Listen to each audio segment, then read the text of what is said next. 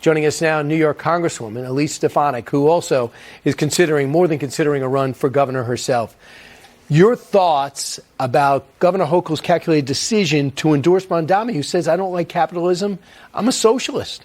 Well, Kathy Hochul made that calculated decision because she has no support even within her own party. Because of her abysmal polling, she has bent the knee to this pro-Hamas, jihadist, anti-capitalist, defund the police candidate who is likely on the precipice of potentially winning the mayoral seat of the most important city, not just in the country, Brian, but in the world. The world is watching this. And Kathy Hochul put her own political future, which is being resuscitated, and yet they are never going to allow her. They chanted and heckled her, saying, tax the rich, tax the rich. So she will be forced to bend the knee. She owns all of these horrific positions that are out of touch with hardworking New Yorkers. So you're considering running. You'll make a decision right after the off-year elections coming up next week. But look at the polls early. I'll give you the Manhattan Institute poll. You're winning by 1. I mean, this is a red. Nobody thinks this is a red state. You're winning in 2 or 3 polls. You're up by 1 or down by 1, and you haven't even started campaigning.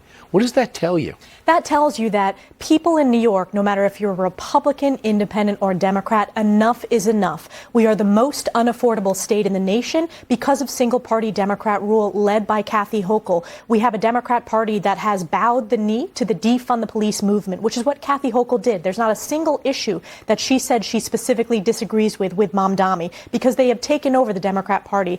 Kathy Hochul is known as the worst governor in America. She is wildly unpopular, whether it's upstate the city or on Long Island. You're seeing those boos, and everybody knows they're not saying go Bills. They are heckling Hochul because she has a failed record. And the reality, Brian, is she's an accidental governor. Because she was lieutenant governor when the scandal-ridden Governor Cuomo was told to hit the door, and now he's trying to be mayor, and people look at him as the last great hope, which is a scary statement. Why do you think you could do the job? Well, I have a record of delivering results to my district. I flipped a district from Democrat to Republican. We win not just Republicans, but we win independents and a fair percentage of Democrats because I always put New Yorkers first. I also have a strong record when it comes to cutting taxes. I helped lead the negotiation to deliver the largest tax cut specifically for New Yorkers, raising the SALT cap in this one big, beautiful bill. I also have supported pro-energy. This is a governor who has banned fracking, causing energy prices to skyrocket.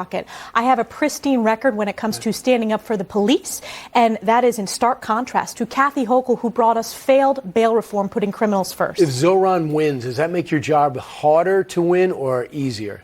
Well, the reality is, whether Mamdani wins or not, Kathy Hochul has made her bed. She has bent the knee to this socialist who's a full-blown communist, and New Yorkers are never going to forgive her. He supports raising taxes on top of the already highest taxes we have. He supports defunding the police, abolishing private property, does not believe Israel has a right to exist as a Jewish state, is a raging anti-Semite. You would think this guy's in single digits, but he's actually leading by double digits. So I personally believe, and many people do too, that the fact that we're looking at college reform across the country, especially in higher institutions, because of you.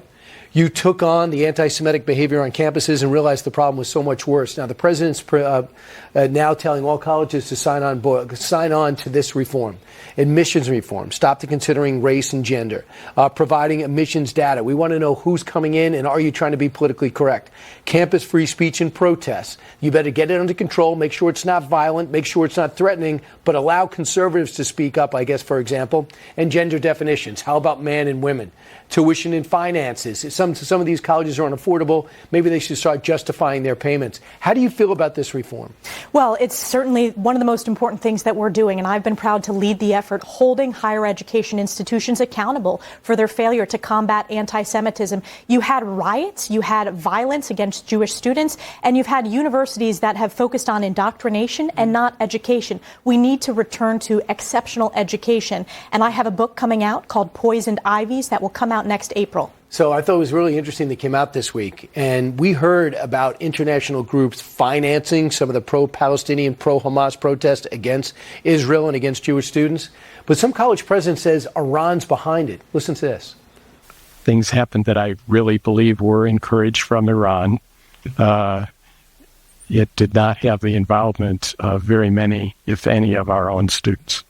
Not a large group, maybe 30 plus students or something, but they were using the playbook that they'd seen at Columbia at other places and were putting it was the same messaging.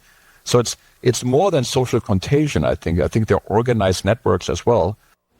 Are they right? They are absolutely right. You're seeing a flow of foreign dollars into our higher education system. We are working very hard in Congress to make sure that we're pushing back, that these are America First universities. And the way we do that is these are U.S. taxpayer funded. We should not be propping up anti-American ideals. That was Syracuse, Brian, in upstate New York, to have Iranian funding flowing in to foment this anti-Semitism on campus.